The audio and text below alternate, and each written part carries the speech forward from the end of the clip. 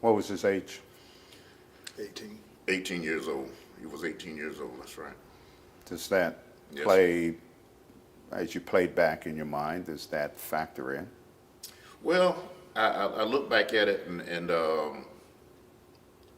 I just look at it and say, I mean, it was worthless. I mean, you're going to sell drugs, and I know guns are the nature of the business. I bought drugs numerous times from people that have guns on them and they have drugs on them. We complete the drug transaction, I leave, they either get arrested then or they get arrested later down the road. So I don't want to say I get comfortable. I was comfortable buying drugs from a person with a gun, because you're never comfortable with that. But what I'm saying is, there are times when you buy drugs from people that have guns. When they have guns, they got to wave them and use them in a malicious manner, in a threatening manner. It's a totally different story. And at that point, I don't have a problem with it, if I have to use my weapon, because I mean, I'm protecting myself, I'm protecting my partner. We have families too. We have, we have parents, wives, kids. We want to go home just like everybody else. So, 26 years JSL, how many narcotics? total of about, I would say probably 12 in the narcotics unit, and then the other ones are on task force, different task force working in undercover capacity. So a good portion of your career, and clearly one of the most dangerous. Yes, 18 years. I did 18 years buying drugs with a sheriff's office. Which is one of the most dangerous tasks. Yes, sir, it is. Within the department, correct? Yes, sir. So you enter an area where your level of vigilance is already hyper because of the dynamics of what you're doing. That's correct. I've never been one that, I trained with my weapon. Like I said, I was on the SWAT team, so I trained with my weapon. I learned to try and perfect my weapon that I was issued, that I use. Any weapon that the sheriff's office ever issued me, I tried to learn to perfect it. I would go shoot on my own. But I've never been a real big gun buff type person. I don't own a bunch of guns. I own the weapons that they issued me. Well, I don't say I own, I had the weapons that they issued me, and I own probably 2 weapons in my household. So I've never been one of these people. I don't hunt. I'm not one type that do a lot of things involving weapons, but when it came to my job, I tried to perfect what I was doing, and when I say perfected, I tried to be as safe as possible. Myself and my partner, and looking out for anybody else around us. So, Do you think that's what people miss when they hear about officer-involved shootings? I do. I really do. I think that people think that, you have police officers out there that all they want to do is go out and shoot people. I don't think they consider the fact that officers want to go home at the end of the shift. Most officers don't want to get involved in the shooting. I never wanted to get involved in the shooting. There's a ton of paperwork. You're scrutinized sometimes, even though I said, you have officers come up, pat you on the back, good job, but you're scrutinized sometimes by the public. So it's this thing where you don't come to work hoping to get involved in the shooting. You want to come to work and help people and go home. And that all plays down to the individual officer. There's some bad apples out there. I don't deny that. But I would say that probably 99% of the officers hired by the sheriff's office are people that are out there for the right reason. And the last thing on their mind is they want to shoot someone. Both of you are retired now, but do you believe the streets are more difficult now than they were when you were in service? I would say that I do a lot of work with gangs and troubled kids. I've always worked with kids since when I came on the department.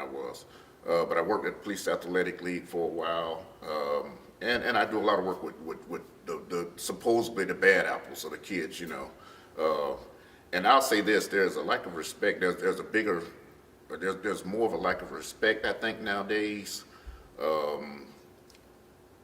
I can give you, for instance, one time I was working off duty at Metropolitan Park, and my wife was bringing me lunch. So I walked out to the park to go out to pick up the lunch from her. I passed a group it was about 6 guys standing on the fence there. And when I went past them, one of the guys mumbled, and I can't say it on camera, one of the guys mumbled something, so-and-so officer think he bad or something like that, And I heard it, he said it where I could hear it. He didn't care nothing about me hearing it. So I stopped, I turned around, being the person that I am, I stopped, turned around and said, hey man, do you even know me? And one of his friends, I said, see that, open your mouth, But the guy that actually said it, I said, do you even know me? He said, no, I don't know you. I don't need to know you. I don't need to know. I say, you're right. You don't need to know because, but you know, you need to change your attitude, man. Say you don't know nothing about me. You judging me just because I got on this uniform. I say that's the same way back in the 30s and 20s, 50s. You know, people looked at black people. People looked at you because of your skin color. You judge me because of this uniform. You know, I could be the easiest going person in the world. You never know. You never got a chance to know me. And you know, I went on about my business, but you know, I mean, it's nowadays you have a lot of people that just have that thing against the police officers. You can be as friendly and helpful as you want to be, but a lot of them just, and I've had kids tell me, like I said, I do a lot of work with gangs. Some guys actually tell me till they get to know me, they'll tell me, man, I don't mess with police, man. I ain't got nothing to say to you. I don't mess with police. So you're saying the trust or confidence is not there anymore? I don't think it ever was there with a certain element of people. I don't think it ever was there, and that's part of the thing where the officer has to build that rapport with the community.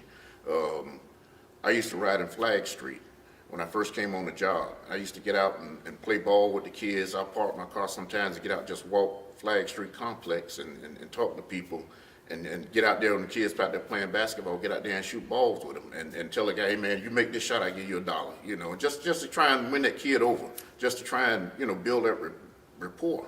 And I don't know if officers are actually doing that nowadays because of the sign of the times, the way, you know, but I think that needs to be more community policing is big, I think. And In today's environment, if you were still on the force, would you do that? oh yeah, I definitely would. I definitely would. I go, and I'll say this, that with all the shootings I've been involved with, my 26 years as a police officer, I can still go in any neighborhood in Jacksonville, and I do go in any neighborhood in Jacksonville and walk comfortably, and there are people there that will speak to me and know me by name, and, you know, I can get out and talk with people, so.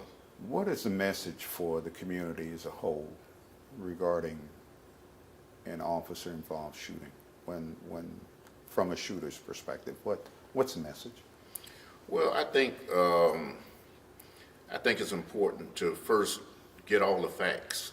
Don't judge one shooting based on another shooting that you saw, and don't get into that big shoot where everybody is saying, you know, policemen they're shooting people, especially when it comes to the shootings involving race issues. You know, he just shot that guy for no reason. You know, he did this for no reason. A lot of times on Facebook and the different videos that they see, it only shows a small portion of that shooting or what took place. It don't show what led up to it. If you're gonna judge a shooting, and like I say, I know there are some bad shootings out there. I Bishop, myself, any police officer tell you, you don't want a crooked officer working next to you. You don't want a bad officer working next to you because it eventually comes back on you. So so I know there are bad officers out there. I know there are some bad shootings. But my message to the community would be to get the full story. Don't just judge it based on this little 20-second clip when the clip is actually, you know, 30 minutes long. Don't base it just on that little short portion that you saw.